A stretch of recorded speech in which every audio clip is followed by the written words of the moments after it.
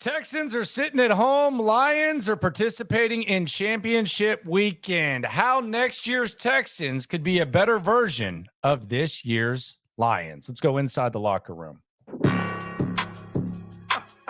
Yeah. Yeah.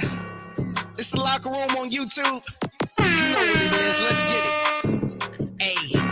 Locker room. Yeah, we in the locker room. Texas talk. Yeah, you know what we about to do. Localize every angle's what we really do. We the source. We the pulse of the city too.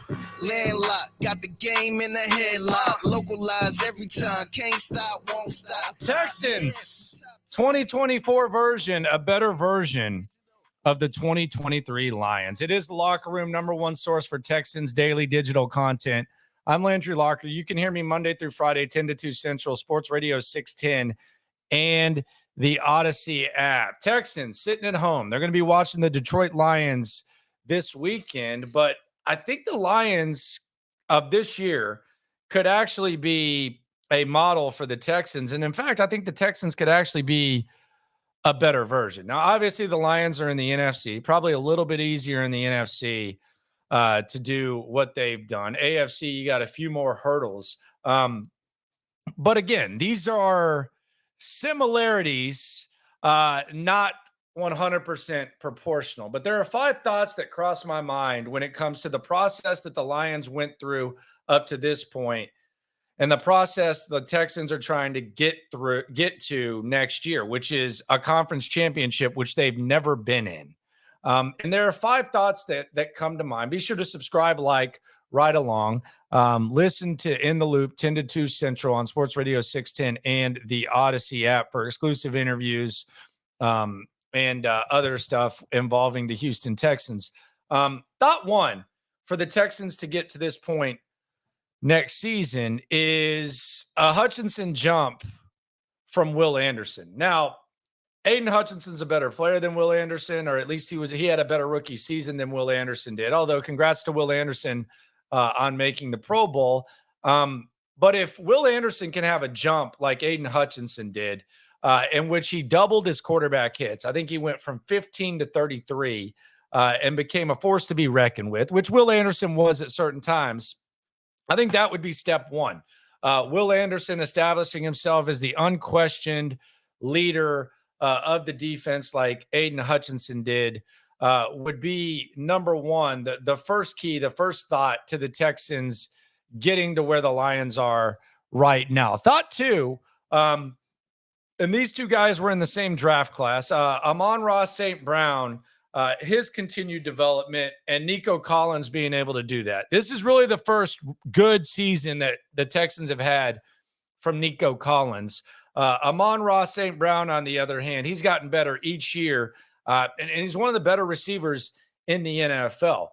Nico Collins, if Nico Collins can continue to develop for CJ Stroud, then that would be another thing that could get the Texans to the level or as far as the Lions have gotten. Thought 3, and this is going to be on Nick Caserio, and this is something that the Texans can control.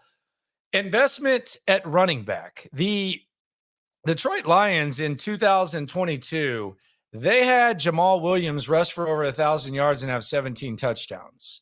And it was a career year by his standards, and they elected to bring in Montgomery from the Bears and still draft Jahmyr Gibbs. And Montgomery rushed for over 1,000 yards. Jahmyr Gibbs is a weapon. Hell, they might not even be where they are right now without Jahmyr Gibbs. I think the Texans need to make a similar commitment at the running back position. They need to sign a running back, and they need to draft a running back, and they need to develop a committee. The Texans right now are the only team in the NFL, or one of the only teams in the NFL, that don't have multiple playmakers at the running back position. The Lions' willingness to invest in free agency and in the draft, it's a big reason why they're here, and it's one of the Texans' biggest weaknesses. They didn't even have a Jamal Williams type of year, although Singletary was good. But they also got rid of DeAndre Swift as well.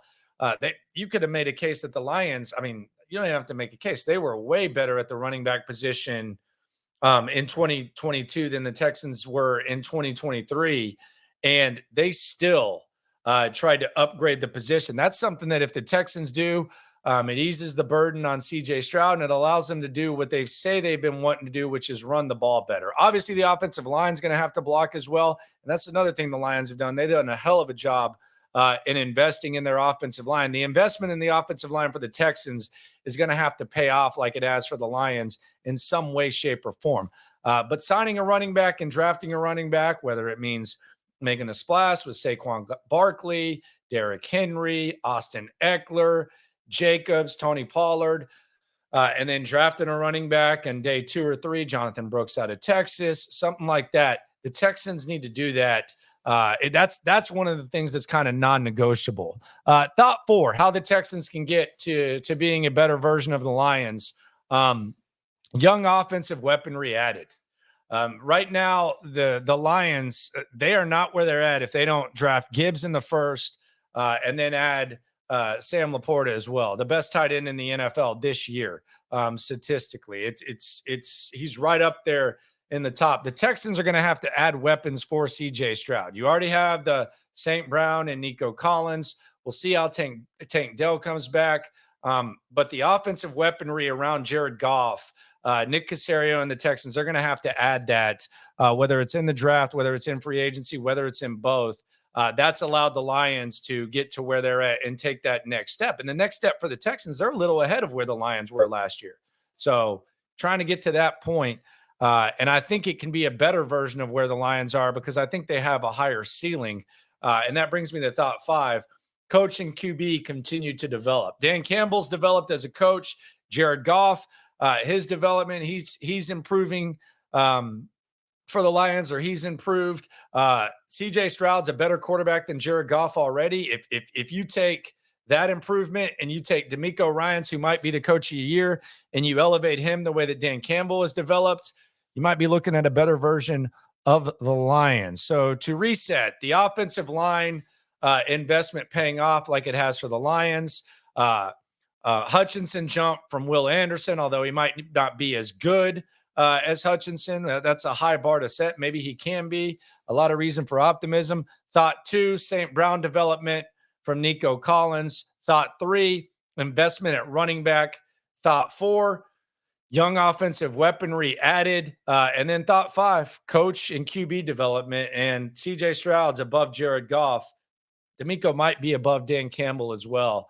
It'll be interesting to see. But the Texans are sitting and watching the Lions right now. If they can make a similar jump, might be the other way around. Subscribe, like, ride along. Let me know what you think, whether you agree or disagree when it comes to this Texans stuff. We're all in this together. Thanks for coming through. Yeah, it's the Locker Room on YouTube. You know what it is.